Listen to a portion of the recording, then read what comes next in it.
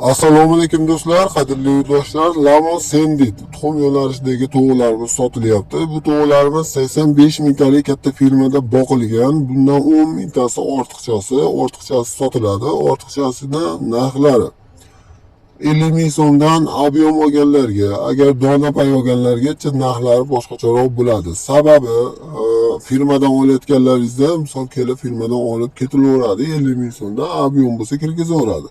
Agar 100 ta 200 ta dona bo'ladigan bo'lsa, unga kirgizmaydi firmaga. Katta firmada, chunki o'zini qonun qoidalari bor. 85 mingta tovuq boqilyapti aytdi. Shuning uchun boshqa odam kirgizmaydi, begonalar kirmaydi. Faqat doktor kiradi, ishchilar kiradi. Bu shuni sababi tovuqlarni biz bunaqa aholiga olib chiqib qo'yamizda, aholidan o'zimiz yonimizdan yem beriladi unga, firmadan aholiga olib chiqish yo'llanmalari, shuni hisobiga narxlari shu 5 ming so'm avvalida rol o'ynaydi. 5 ming so'mcha qimmatroq bo'lishi mumkin ob'yomdagi narxga qaraganda.